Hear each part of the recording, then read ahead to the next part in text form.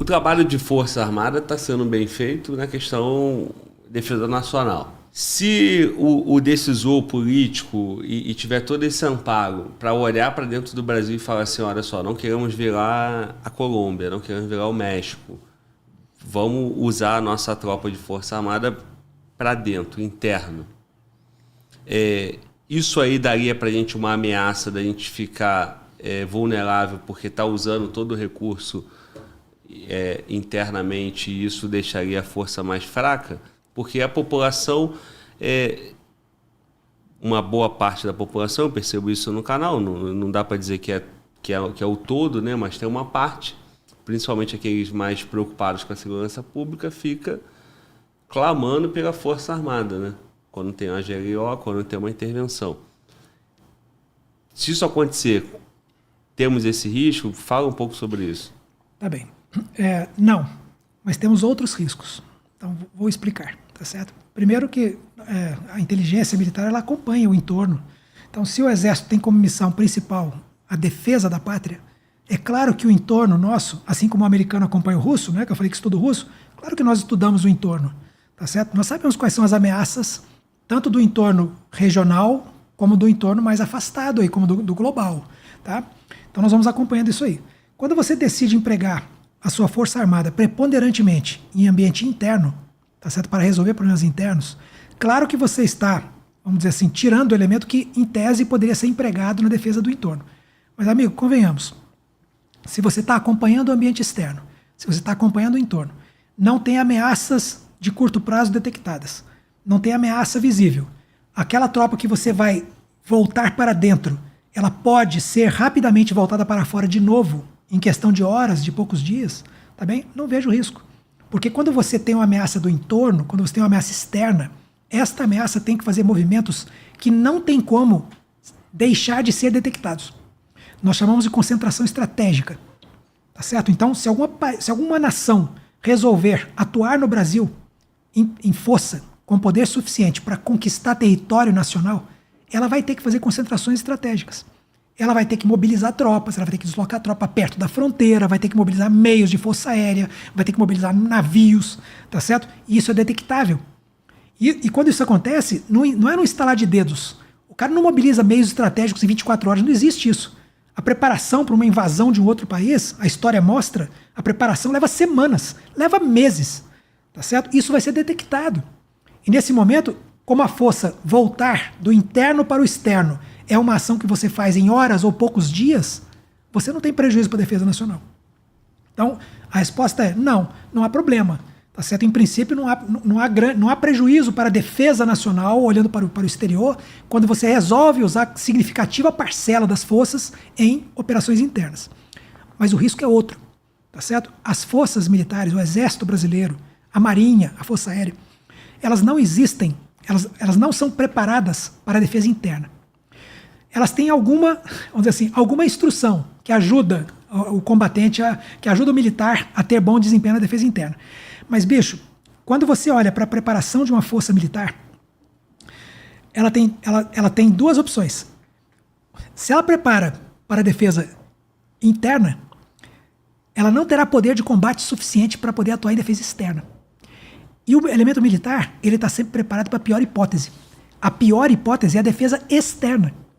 Como é que é a preparação de um soldado quando você diz para ele que ele vai entrar em guerra contra um inimigo? Tá certo?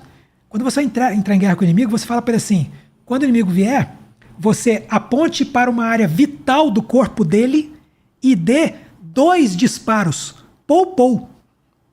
Tá certo? Então você vai dar 2 tiros na área vital do inimigo, que geralmente é o miolo do tronco dele ou a cabeça. Isso é o que você ensina para o soldado. Você condiciona o soldado a ter esse reflexo. A dar 2 disparos numa área vital do oponente que está vindo na direção dele. Isso é preparação para a guerra, porque em guerra, se ele não fizer isso, ele morre. E o que acontece? Eu usei a palavra condiciona. É um reflexo condicionado. É a melhor maneira de você ter um combatente eficaz numa situação de guerra. Você condiciona nele reflexos de combate, que ele vai usar na guerra. Só que de uma hora para outra você chega para ele e fala assim, amigão, agora eu vou usar você em GLO. Então agora, como o seu oponente não é mais o inimigo, como ele é um cidadão brasileiro, você não pode dar 2 tiros no peito dele. Você tem que dar primeiro uma ordem de alerta. Pare, não se aproxime. Aí você dá um tiro para cima com cuidado para não acertar em um lugar distante. E só então você dá um tiro na direção dele numa área não vital do corpo. Tente acertar as pernas, um braço, de maneira a apenas fazer com que ele pare de vir na sua direção. Aí o soldadinho fala assim, poxa, mas tenente, o senhor falou até agora que era para mim dormir pensando em pou-pou. Eu acordava pou-pou. Se alguém me acordar na cama, eu tenho que levantar e fazer pou-pou. Eu tenho que atirar por reflexo. Eu já condicionei o reflexo. Agora o senhor quer que eu descondicione um reflexo? Bicho, é um reflexo condicionado. Para você descondicionar esse reflexo, haja treinamento, cara, para ele voltar de novo e não fazer o pou-pou no reflexo condicionado. Por isso que eu digo, usar Força Armada e Operação de GLO tem risco. Tá certo? Tem risco. Custo-benefício. Outra coisa, o soldado do Exército Brasileiro, médio, ele está acostumado a portar um fuzil calibre 7,62. Para quem não está acostumado, tá certo? Se eu der um tiro de 7,62 numa parede de alvenaria, ele provavelmente vai furar a parede de alvenaria e acertar alguém dentro da casa. Se eu der um tiro de 7,62 num ambiente como uma favela, por exemplo, um complexo daqueles do Rio de Janeiro, que as paredes nem são de alvenaria, são de madeira, são de restos ali, o que quer que seja.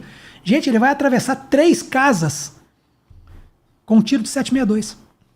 Ah, então o armamento do Exército não é o adequado para a operação de GLO. Não, realmente não é o adequado. Talvez uma parte da tropa tenha uma reserva e tal, mas o soldadinho que faz o patrulhamento talvez não fosse desejável ter um fuzil 7,62. Mas nós não temos outro. Nós não temos outro. Porque eu tenho que dar armamento para 1.500 soldados, para 3.000 soldados. Eu não tenho 3.000 escopetas calibre 12, eu não tenho armas que sejam capazes de atirar munição não letal, não tenho. Não tem, o Exército não tem. Algumas unidades de polícia do Exército tem, tá certo? Só. Que não dão conta de fazer uma GLO grande. Então, eu tenho um elemento que teve reflexo condicionado para atuar contra um inimigo em defesa externa. Eu tenho armamento inadequado que eu seria obrigado a dar para o elemento porque eu não tenho outro para dar para ele. Que usa uma munição inadequada, que é capaz de causar baixa 3 casas além do tiro que ele deu. Poxa, então, tem risco numa operação de GLO? Tem risco. Por isso que eu digo, você de uma hora para outra transformar uma força militar como o Exército, como a Marinha, transformar ela numa força policial e empregar ela rotineira e costumeiramente em ambiente de segurança pública, para mim, é um risco que você, em princípio, não deveria correr. Tem que continuar sendo episódico, esporádico. Para isso, quando o efetivo não é muito grande, o Exército, sábio, tem algumas tropas que ele cuidou para que esse reflexo fosse condicionado de maneira diferente. São tropas que são vocacionadas para trabalhar em operações de GLO, tá certo? Não são muito numerosas, mas resolvem o problema em alguns casos, em pequenas quantidades. Então, agora, você dizer que vai transformar o Exército Brasileiro num exército de polícia, não. Isso aí é errado, é inadequado. Não é para isso que foi criada a Força Armada. Tá certo? Acho que a solução está em manter o uso das Forças Armadas em operação de GLO, porque ele vai ter o poder de dissuasão adequado, tá certo? Para poder fazer o emprego quando tiver que fazer, e a dissuasão é a chave da solução do problema. Não é o emprego, não é o tiro, é a dissuasão. Tá certo? E você continuar vocacionando a Força Armada para a defesa externa. Então, no meu ponto de vista, é por aí. Mas nesse contexto, né, se fosse uma decisão do Brasil, aí teria que adaptar a tropa. Seria isso? Porque esse 762, a polícia do Rio de Janeiro já está usando. Né? Pois é. E o cara que está lá do outro lado, né, o criminoso, ele já não... Ele está sabendo que a GLO vai vir no momento e vai embora. Por que a polícia usa o 762? Para acompanhar porque o marmanjo também usa. Isso. Tá certo? Então, vamos dizer assim, não estou querendo dizer que essa é a solução do problema, mas fazer com que o criminoso não tenha acesso a essas armas também é parte da solução do problema. Isso vai ser feito tirando essas armas de outros grupos que podem legalmente portar essa arma ou que podem utilizar essa arma. Bicho, nós temos que estudar essa situação com muita cautela. Tá certo? Eu acho que o direito de autodefesa do cidadão poder se defender, eu sou a favor. Tá certo? Eu acho que em alguns países isso é liberado, o porte de arma. Vou dar um exemplo para você. País como a Suíça, por exemplo, O cidadão médio suíço tem um fuzil dentro de casa. Mas não é só porque ele resolveu comprar o fuzil, não. É porque quando ele faz o treinamento para o exército suíço, como eles são um país muito minúsculo, eles têm que ter um mínimo de dissuasão. O que eles fazem? Eles transformam o popular que frequentou as Forças Armadas num combatente permanente. Uma força auxiliar. Então, o suíço que frequentou as Forças Armadas leva o seu fuzil para casa.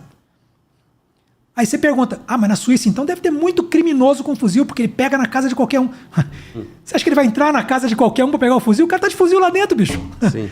Tá certo? Então, vamos parar aqui essa discussão, mas eu acho que é claro que o desarmamento da bandidagem é claro que faz parte da solução do problema. Tá bem? Agora, como é que isso se faz? Poxa, começa com um bom controle de fronteira, né?